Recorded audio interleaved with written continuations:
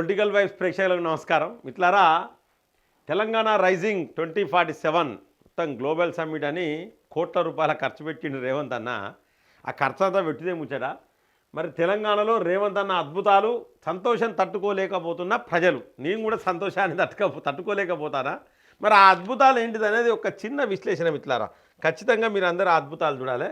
Number 1 point ఏంటంటే, చాలా short కట్లో చెప్తా. ఈ అద్భుతాలు చూసే ముందు ప్రతి ఒక్కరు కూడా ఈ యొక్క వీడియోని లైక్ చేయండి, 10 మందికి షేర్ చేయండి, సబ్స్క్రైబ్ చేయని వాళ్ళు మన ఛానల్ సబ్స్క్రైబ్ చేయండి, బెల్ బటన్ నొక్కడం మర్చిపోకండి మిత్రులారా. ఖచ్చితంగా మీ యొక్క కామెంట్ చాలా ఇంపార్టెంట్. మరి తెలంగాణ రైజింగ్ 2047లో తెలంగాణలో రేవంత్ అన్న అద్భుతాలు చెప్తానా. టీఎస్ను ఈ మధ్యకాలంలో టీఎస్ను టీజీగా మార్చిండు అన్న. తెలంగాణ స్టేట్ అని ఉన్నదని తెలంగాణ టీజీ అని మార్చిండు. అది కేసీఆర్ పెడితే ఇది రేవంత్ అన్న పెట్టాడు. మరి దీనివల్ల ఖర్చు ఎంత అయింది ప్రభుత్వానికంటే? 1,60,00,000 ఓన్లీ పోలీసు వాళ్ళ వెహికల్స్ స్టిక్కరింగ్ చేయడానికి 1,60,00,000 ఖర్చు వచ్చింది మిత్రులారా. అంటే ఎంత నష్టం! ఈ పైసలు పెడితే ఎంతోమంది పిల్లలకు చదువులు చెప్పచ్చు, ఉన్నత చదువులు, ఎంతోమందికి డబుల్ బెడ్రూమ్ ఇల్లు కట్టేయచ్చు. మరి అవి పక్క పెట్టి ఇది మార్చింది. ఇది అద్భుతం నంబర్ 1. ఇది తెలంగాణలో అద్భుతం నంబర్ 1. రెండోది ఏంటంటే, ఏం లేదు, డబుల్ బెడ్రూమ్ ఇళ్ళకి ఏం చేసిండంటే ఇందిరమ్మ ఇల్లు అని పెట్టిండు. ఇందిరమ్మ ఇల్లు, ఈ పథకం పేరు మార్చిండు. ఇది అద్భుతం నంబర్ 2 మిత్రులారా. నేను ఒకటి అడుగుతానా, డబుల్ బెడ్రూమ్లకు ఇందిరమ్మ ఇస్తాందా, లేకపోతే ఇందిరమ్మ పిల్లలు ఇస్తానులా? రాజీవ్ గాంధీలు, రాహుల్ గాంధీలు, లేకపోతే ప్రియాంక గాంధీలు, సోనియా గాంధీలు ఏమన్నా ఇస్తానులా? ఎవరు ఇస్తలేరు కదా. ఎందుకు పేరు మార్చాలి నాకు అర్థం కాదు, ఇందిరమ్మ ఇండ్లు అని.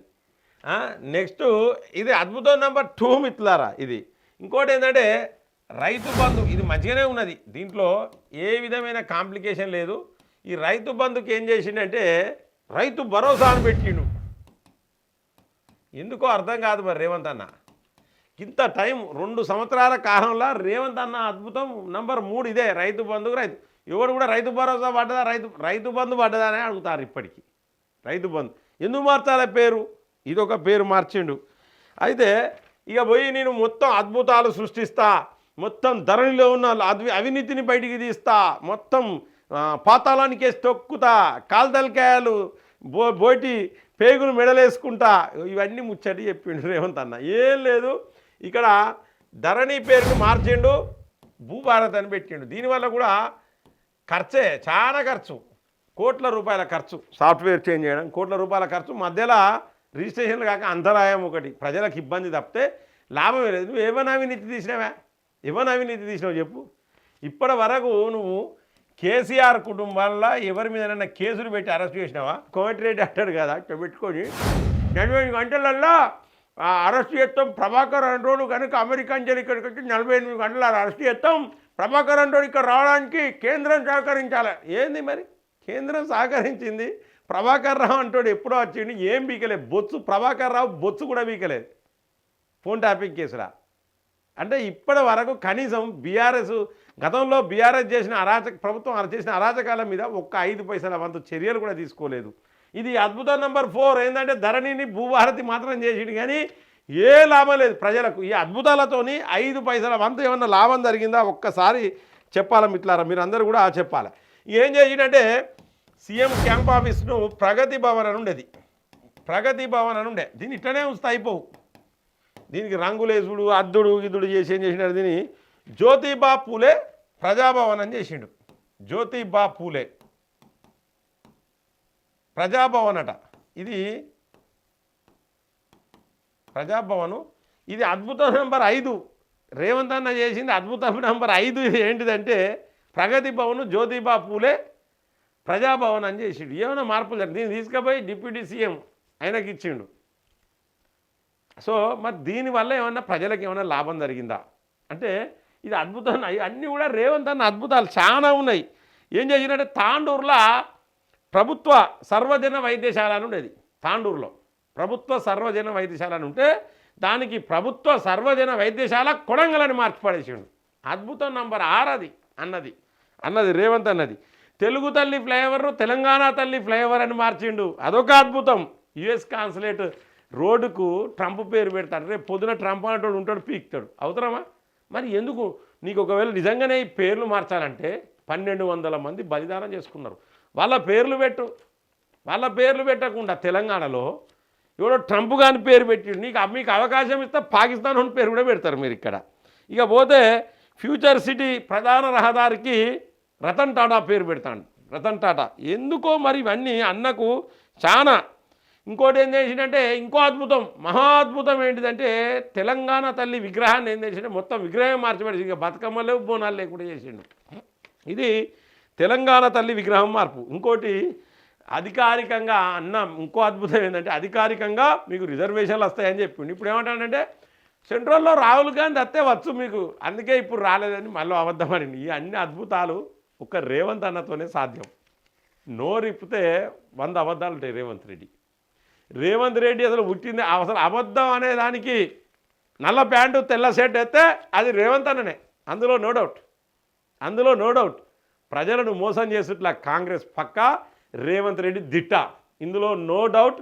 ప్రజలారా ఈ అన్ని అద్భుతాలు చేసిండు, కానీ ఇప్పటి వరకు కనీసం ప్రజలు బాగుపడే పని ఏదైనా చేసిండా? అవినీతి సొమ్ము ఎక్కడ పోయింది? నయం సొమ్ము ఎక్కడ పోయింది? నయం గుట్టలు ఎక్కడ పోయినాయి? నయం సొమ్ము ఎక్కడ పోయింది? ఇప్పటి వరకు మామూలు ప్రజలకు ఏం లాభం జరిగింది? వికలాంగులకు పెన్షన్ పెంచినావా? వృద్ధులకు పెన్షన్ పెంచినావా? కౌలు రైతులకు పైసలు ఇచ్చినావా? కూలీలకు పైసలు ఇచ్చినవా? రేవంత్ అన్న వ్యాపారాలు ఏమైనా అభివృద్ధి చెందినా? రియల్ ఎస్టేట్ పీకిపోయింది, మీరు బాగుపడ్డారు, మీ కుటుంబం బాగుపడ్డది, మీ అన్నదమ్ములు బాగుపడ్డారు తప్పితే 5 పైసల వంతు తెలంగాణ ప్రజలకు లాభం రాలేదు. ఇక పోతే మళ్ళీ రేవంత్ అన్న గ్లోబల్ సమ్మిట్ అని పెట్టిండు, 100 కోట్లు పీకినాయి. కేపాలు చెప్తాడు ఇజ్జది పోయింది, కేపాలు కూడా ఇజ్జది ఇస్తాడు లాస్ట్కు రేవంత్ రెడ్డి. ఇంతకంటే దారుణం ఏముండదు మిట్లారా. ఇక పోతే అన్న మొత్తం ఇంటర్నేషనల్ మ్యాచ్ ఆడుతాండి, ఇక ఫుట్బాల్ అన్నకంటే మించి ఆడినోళ్ళు లేరు కావచ్చు, దానికో 100 కోట్లు బీక్తాయి. ఉప్పల్ స్టేడియాన్ని నాశనం చేసిర్రు, క్రికెట్ పిచ్ మొత్తం ఖరాబ్ అయిపోయింది, ఇక ఫుట్బాల్ స్టేడియంగా మార్చిండు. ఇవన్నీ రేవంత్ అన్న అద్భుతాలు. మీరు అందరికీ తెలంగాణ ప్రజలే చెప్తారా? మళ్ళీ ఏం చేయాలంటే మంచిగానే మీరు మళ్ళీ కాంగ్రెస్కే కుదరి ఇటువంటి అద్భుతాలు ఎన్నో చేస్తాడు రేవంత్ అన్న అద్భుతాలు మామూలుగా ఉండే మిట్లారా. ఇప్పటి వరకు ఫోన్ ట్యాపింగ్ కేసు పక్కబడ్డది, ఈ కార్ రేస్ కేసు పక్కబడ్డది, కాళేశ్వరం కేసు పక్కబడ్డది. వీళ్ళు చేసింది ఏం లేదు, 2 సంవత్సరాలు కాలయాపన చేసిర్రు, కోట్ల రూపాయలు దంచుకున్నారు తప్పితే ప్రజలకు ఒరిగింది ఏం లేదు. ఇటువంటి అద్భుతాలే ఈ యొక్క కాంగ్రెస్ సర్కార్, రేవంత్ అన్న అద్భుతాలు ఇవే. అందరూ ప్రశంసిస్తారు, ఇవి మాట్లాడటం ఎవరు లేరు మిట్లారా. నేను చెప్పింది ఏమైనా తప్పున్నదా? రేవంత్ అన్న అద్భుతాలు నేను చెప్పిన అద్భుతాలా కాదా? ఏమనంటే ఉచిత బస్సు ఇచ్చినాడు, ఉచిత బస్సు నిన్ను ఎవడు అడిగిండా? ఉచిత బస్సు ఎవడని అడిగిండా? ఉచిత బస్సు నువ్వు ఇచ్చిన కాంచెల్లి ఎన్ని బస్సులు ఆగమవుతాయి, కండక్టర్లు ఇబ్బంది పడతాను, డ్రైవర్లు ఇబ్బంది పడతాను. 60 మంది పోయే బస్సులో 120 మంది పోతాను. నిన్ను ఎవరు ఏమన్నాడు ఉచిత బస్సు ఎవరు ఏమన్నారు నేను? సో మిట్లారా, ఖచ్చితంగా మరి రేవంత్ అన్న అద్భుతాలు, మరిన్ని అద్భుతాలు కావాలంటే సర్పంచ్ ఎన్నికలలో రేవంత్ రెడ్డి ప్రభుత్వం, అదే కాంగ్రెస్గా బలపరిచిన అభ్యర్థులకు మీరు ఓట్లెత్తే ఇంతకు మించిన అద్భుతాలు చాలా ఖచ్చితంగా చూడొచ్చు. సో మిట్లారా, నా యొక్క విశ్లేషణ మీకు నచ్చినట్లయితే లైక్ చేయండి, 10 మందికి షేర్ చేయండి. ఖచ్చితంగా మీ యొక్క అభిప్రాయాన్ని కామెంట్ బాక్స్లో రాయండి. సబ్స్క్రైబ్ చేయని వాళ్ళు మన ఛానల్ సబ్స్క్రైబ్ చేయండి, బెల్ బటన్ నొక్కడం మర్చిపోకండి మిట్లారా. జై హింద్, జై భారత్.